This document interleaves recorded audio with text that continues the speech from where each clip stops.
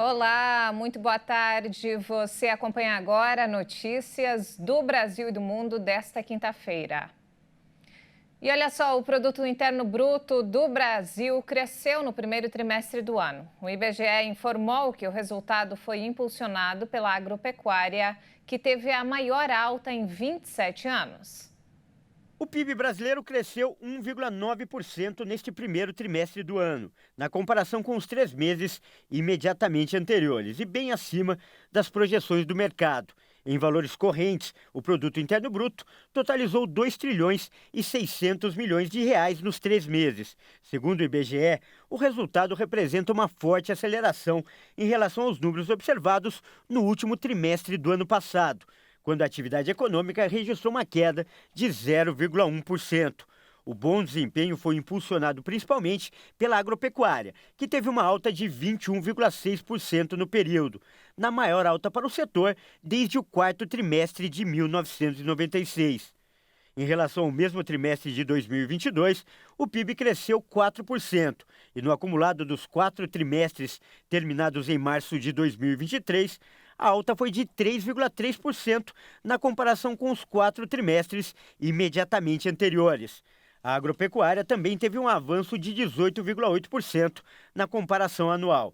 O IBGE destacou que o setor tem um peso de cerca de 8% sobre toda a economia do país. E as previsões para 2023 são de uma safra recorde de soja, com avanço de mais de 24% na produção. Outro setor que também acelerou neste início de ano foi o de serviços, que cresceu 0,6% nos 3 primeiros meses em relação ao trimestre anterior. Nos últimos 3 meses de 2022, o setor havia registrado uma alta de 0,2% na comparação trimestral.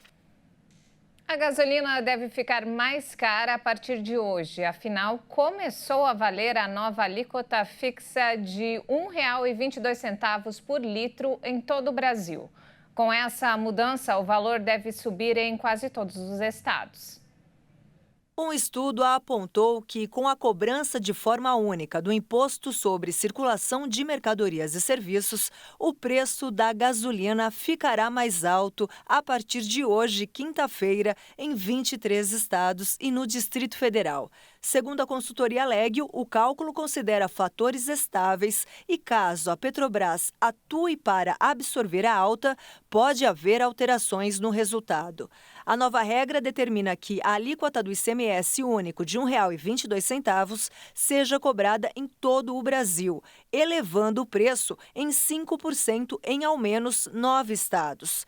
Somente 3 unidades da federação devem registrar recuo no preço das bombas. Anteriormente, as alíquotas do ICMS eram proporcionais ao valor e definidas por cada estado, variando geralmente entre 17% e 18%.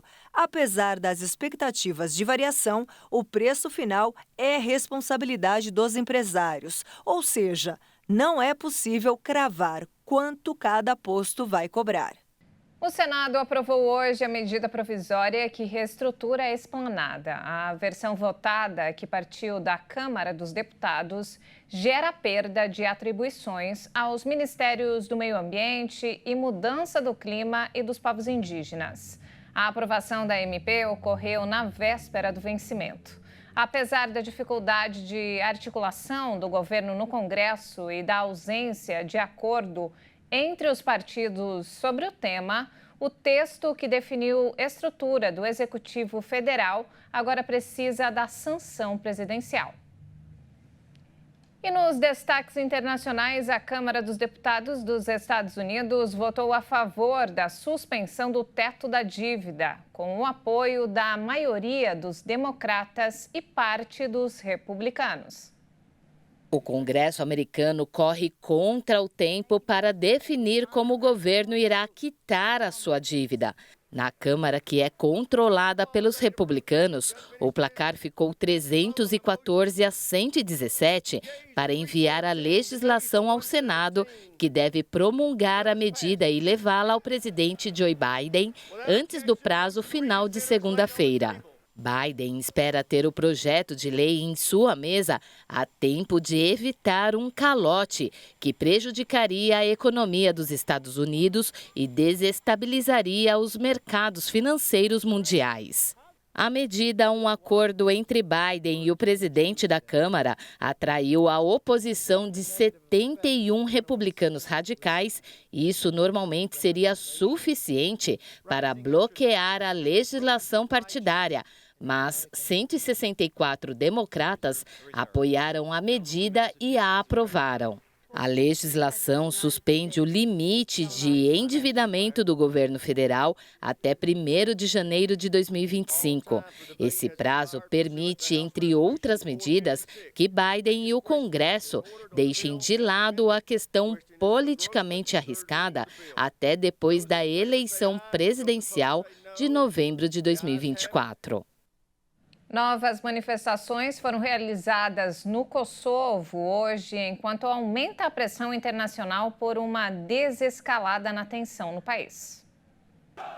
Centenas se reuniram com bandeiras da Albânia na cidade dividida de Mitrovica, com população de maioria albanesa no sul e sérvia no norte, para rebater as manifestações de sérvios kosovares no norte do país, que voltaram a se reunir nesta quinta. Dezenas de manifestantes retornaram à sede da prefeitura de Zvecan, onde confrontos na última segunda-feira deixaram cerca de 80 feridos, entre eles 30 militares de forças internacionais.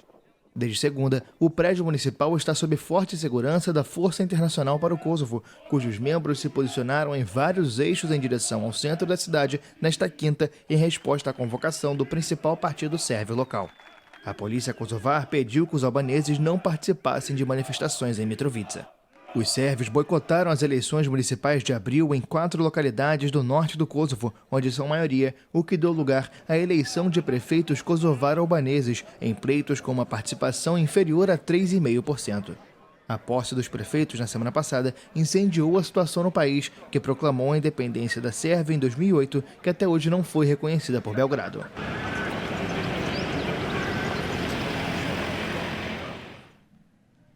De volta ao Brasil, olha só, Leonardo da Vinci e Michelangelo ganharam vida em uma nova exposição que começou hoje aqui em São Paulo.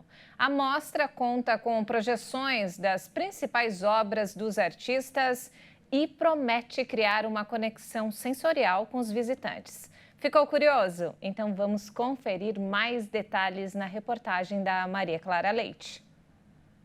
2 símbolos renascentistas que não faziam a menor questão de trocar experiências, agora estão juntos na exposição imersiva Da Vinci e Michelangelo, As Farpas do Renascimento.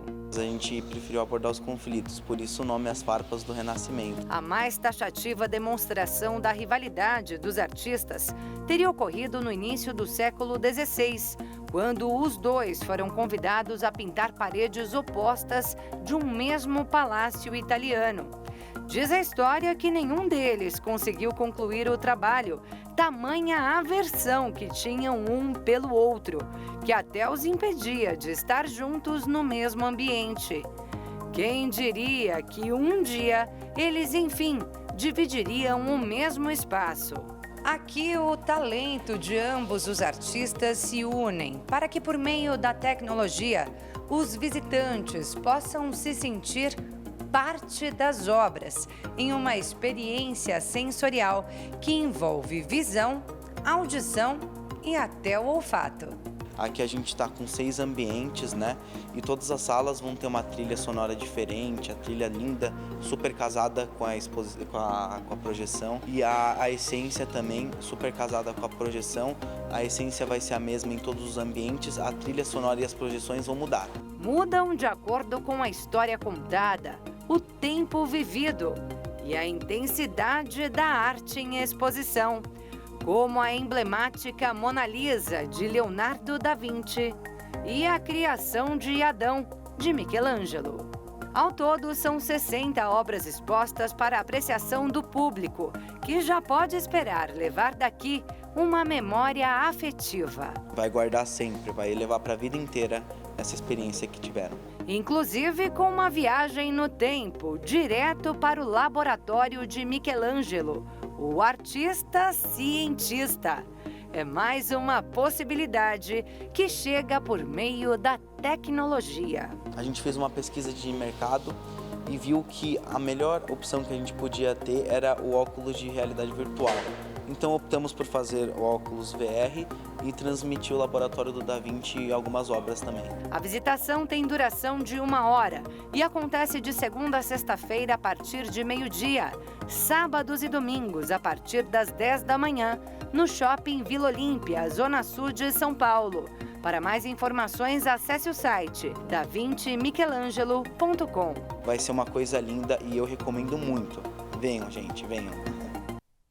Passeio bacana, hein? Uma boa pedida para o fim de semana. E não temos mais tempo, essa edição fica por aqui. Mais informações ao longo da nossa programação. Obrigado pela companhia e uma ótima tarde para você. Até mais.